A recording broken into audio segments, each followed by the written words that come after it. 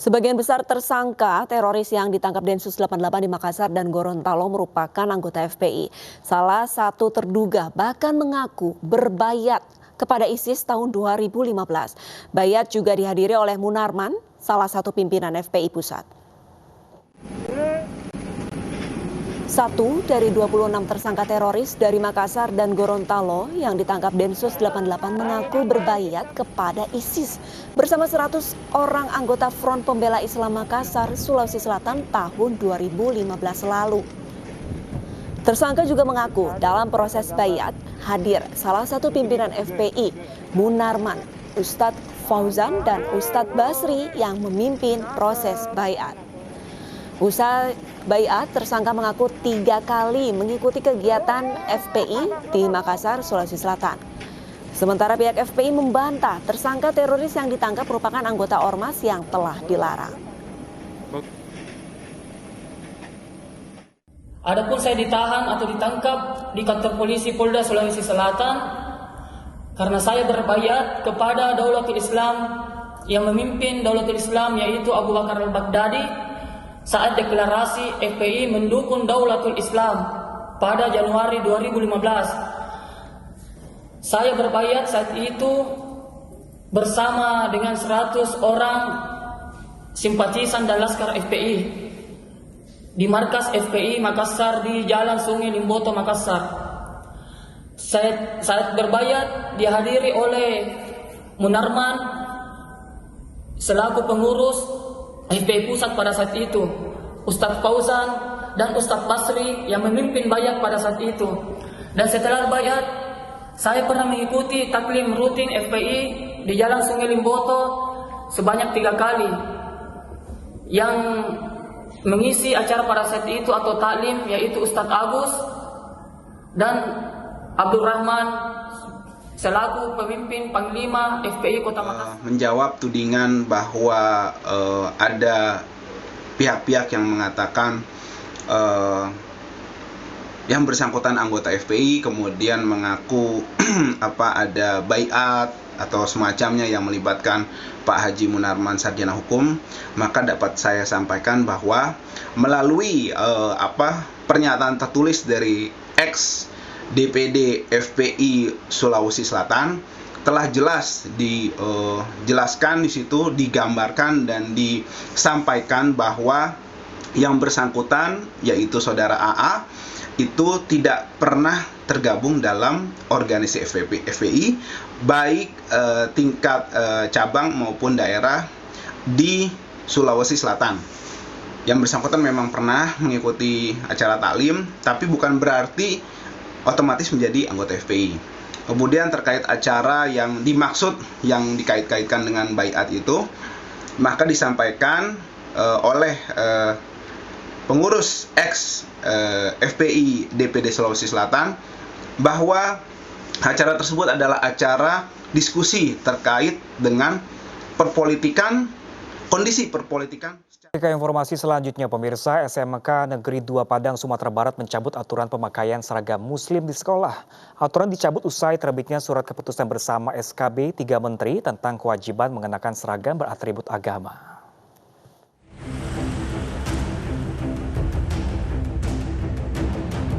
Polemik siswi non-muslim berjilbab di SMK Negeri 2 Padang, Sumatera Barat akhirnya selesai. Pihak sekolah telah mencabut aturan pemakaian jilbab bagi siswi non-muslim. Dengan dicabutnya aturan, saat ini seluruh siswi non-muslim di sekolah itu tidak lagi mengenakan jilbab. Kita patuh dengan aturan yang dikeluarkan oleh pemerintah. Kalau itu menjadi landasan kita bersikap di sekolah, berbuat di sekolah, kita akan patuhi keputusan yang ditandatangani oleh SKB 3 Menteri tersebut. Aturan pemakaian jilbab bagi siswi non-muslim dicabut usai keluarnya surat keputusan bersama 3 menteri, yakni Menteri Agama, Menteri Pendidikan dan Kebudayaan, serta Menteri Dalam Negeri. Dengan adanya SKB ini, pemerintah daerah dan kepala sekolah wajib mencabut aturan yang mewajibkan ataupun melarang seragam dan atribut dengan atau tanpa kekhususan agama. Pemda dan kepala sekolah diberi waktu 30 hari. Pemerintah daerah ataupun sekolah tidak boleh mewajibkan ataupun melarang seragam dan atribut dengan kekhususan agama. Jadi karena hak ini adalah di masing-masing individu, guru dan murid, dan tentunya dengan izin orang tuanya, pemerintah daerah dan sekolah pun tidak boleh mewajibkan ataupun melarang. Mengekspresikan keyakinan dan menyampaikan pendapat, menghargai kesetaraan dan mau bekerja sama. Kemudian harmonisasi umat beragama dapat tercapai jika masyarakat terlindungi hak sipilnya dan hak beragamanya sesuai dengan arah kebijakan penguatan moderasi beragama dalam RPJMN 2020-2024. Sebelumnya SMK Negeri 2 Padang disorot lantaran meminta siswi non-muslim berjilbab. Video adu argumen antara salah seorang siswi bernama Elia Nuhia dan pihak sekolah sempat viral di media sosial. Dari Padang, Sumatera Barat, Budi Sunandar, iNews melaporkan. Pemirsa, pemakaian atribut keagamaan pada seragam sekolah menjadi hak setiap siswa dan tenaga pengajar. Hal ini tertuang pada surat keputusan bersama Mendikbud, Mendagri, dan Menteri Agama yang berlaku untuk semua sekolah di Indonesia kecuali Provinsi Aceh.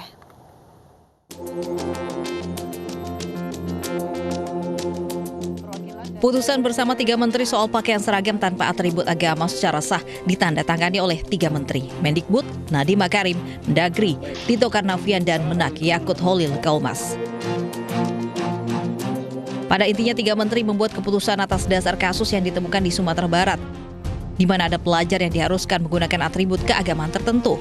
Mendikbud secara tegas menyatakan baik peserta didik dan tenaga pendidik berhak memilih atribut seragam mereka. Sekolah memiliki peran yang penting dalam menjaga eksistensi ideologi negara kita, yaitu Pancasila, Undang-Undang Dasar Negara Republik Indonesia tahun 45, dan keutuhan Negara Kesatuan Republik Indonesia. Dan yang kedua adalah bahwa sekolah dalam fungsinya untuk membangun wawasan, sikap, dan karakter para peserta didik harus memelihara persatuan dan kesatuan bangsa, dan membina dan memperkuat kerukunan antar umat beragama. Sementara Kemendagri akan mengawasi berjalannya putusan 3 menteri ini, agar peraturan di daerah yang sebelumnya yang mengandung unsur intoleransi bisa cepat dievaluasi. Oleh karena itulah perlu untuk dirawat dan dijaga dalam rangka mewujudkan cita-cita pendiri bangsa kita, para founding fathers, yaitu mendirikan negara kesatuan Republik Indonesia yang plural dan bineka. Senada dengan 2 menteri lainnya, Kementerian Agama juga menyampaikan bahwa putusan ini akan memperkuat kebinekaan tanpa ada paksaan dari agama tertentu. Menghormati perbedaan dan memberi ruang orang lain untuk berkeyakinan, mengekspresikan keyakinan dan menyampaikan pendapat, menghargai kesetaraan dan mau bekerja sama. Kemudian harmonisasi umat beragama dapat tercapai jika masyarakat terlindungi hak sipilnya dan hak beragamanya sesuai dengan arah kebijakan penguatan moderasi beragama dalam RPJMN 2020-2024. Sementara putusan ini akan berjalan di seluruh provinsi daerah terkecuali Aceh dengan kekhususan berdasarkan perundang-undangan terkait pemerintah Aceh. Dari Jakarta, Hasbiullah, iNews melaporkan. Pemirsa, pemerintah Arab Saudi kembali menutup pintu masuk bagi warga di 20 negara, termasuk Indonesia. Larangan ini berdampak pada perjalanan umroh yang dipastikan tertunda.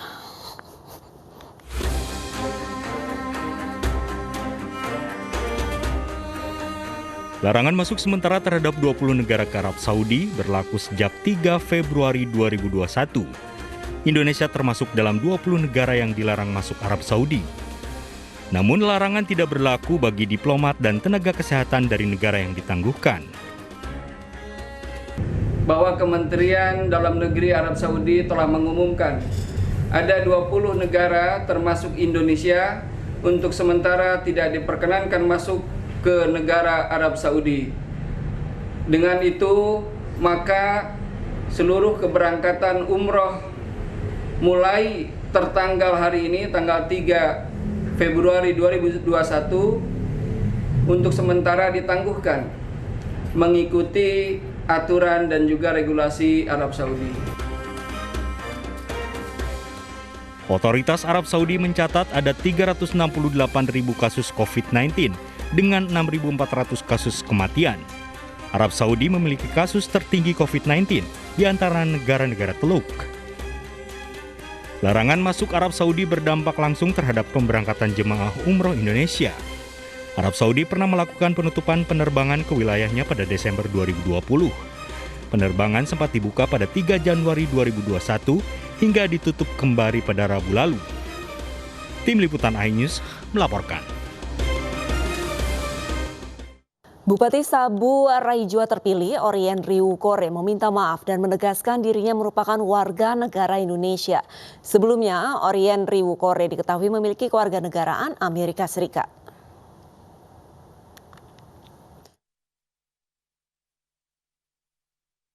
Bupati Sabu Raijua terpilih, Orien Riwukore menegaskan dirinya merupakan warga negara Indonesia. Ia telah bertemu dengan Kapolda Nusa Tenggara Timur, Irjen Pol Lotaria Latif, untuk menjelaskan statusnya sebagai warga negara Amerika. Rencananya, Orien Riwukore akan menggelar jumpa pers untuk menjelaskan duduk permasalahan. Sementara Bawaslu, KPU, serta aparat daerah NTT dan Kementerian Dalam Negeri mempertimbangkan saran untuk menunda pelantikan Bupati Sabu Raijua terpilih, Orien Patriot Riwukore. Saran dari Bawaslu ini nantinya akan diputuskan oleh Menteri Dalam Negeri Tito Karnavian. Bupati Sabu Raijua terpilih, Orien Patriot Riwukore, yang memiliki status kewarganegaraan Amerika Serikat ternyata memiliki harta di negara Paman Sam. Dari laman LHKPN KPK, Orien memiliki tanah dan rumah di California dan Alabama, total senilai 30 miliar rupiah. Aset di Amerika Serikat tersebut dilaporkan merupakan hasil sendiri. Selain memiliki harta di Amerika Serikat, Orien juga mempunyai 4 bidang tanah di Kupang yang merupakan warisan, 4 mobil senilai 652 juta rupiah, harta bergerak lain senilai 76 juta rupiah, surat berharga 1,6 miliar rupiah, serta kas dan setara kas senilai 199 juta rupiah.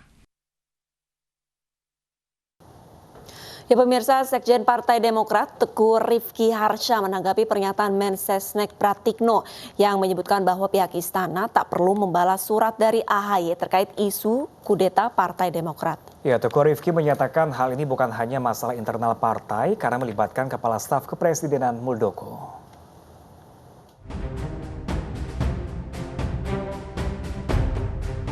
Demokrat bersikukuh, isu kudeta di dalam partainya bukan hanya masalah internal. Usai mengirimkan surat ke Presiden Joko Widodo dan tidak dibalas, Partai Demokrat kembali angkat bicara. Sekjen Partai Demokrat Teguh Rifki Harsha menyatakan, isu kudeta di Demokrat lebih dari sekedar masalah internal partai, karena melibatkan Kepala Staf Kepresidenan Muldoko. Fakta menunjukkan bahwa yang melakukan gerakan pengambil alihan kepemimpinan Partai Demokrat, GPKPD, bukan hanya segelintir kader dan ex-kader Partai Demokrat, tetapi benar-benar melibatkan pihak eksternal. Dalam hal ini paling tidak KSP Muldoko.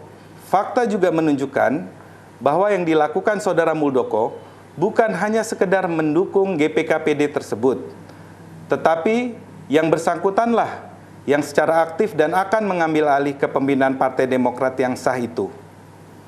Jadi sangat jelas bahwa GPKPD bukanlah hanya gerakan internal partai atau hanya permasalahan internal partai semata. Pernyataan Teguh Rifki ini menanggapi respon dari pihak istana terhadap surat dari AHY. Sebelumnya, Mensesnek Pratikno menyatakan pihak istana tidak perlu membalas surat dari AHY karena merupakan masalah internal partai. Tidak perlu menjawab surat tersebut karena itu adalah perihal dinamika internal partai. Itu adalah perihal rumah tangga internal Partai Demokrat. Sebelumnya, Ketua Umum Partai Demokrat Agus Harimurti Yudhoyono mendapatkan laporan gerakan pengambil alihan kepemimpinan Partai Demokrat secara paksa dari sejumlah kader pusat maupun daerah. Sejumlah nama yang diduga terlibat pun disebutkan secara gamblang, termasuk nama-nama di lingkup pemerintahan Kabinet Indonesia Maju. Tim iNews melaporkan.